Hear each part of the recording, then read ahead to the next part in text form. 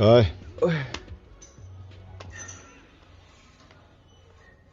मेरो बुढीलाई फोन गर्ने त हैन। बुढी मतलब?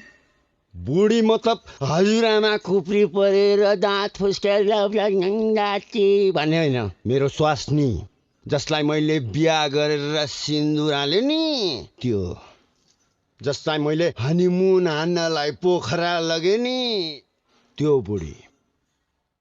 जसको बाउले मलाई ज्वाइँ भन्छ, जसको चाहिँ बहिनीले मलाई भेना भन्छ।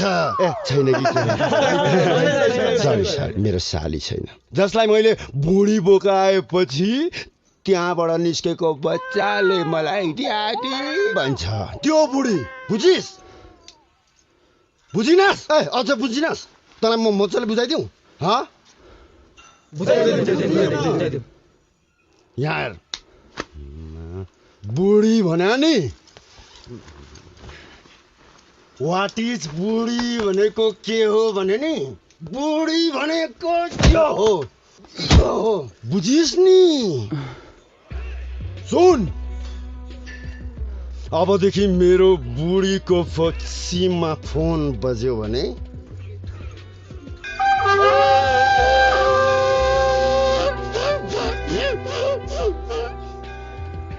तेरो जिम्मा शङ्ख बज्यो।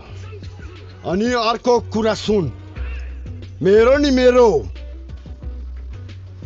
काठमाडौँमा रिङ रोड भित्र पर्सनल घर छ, बुझिस्?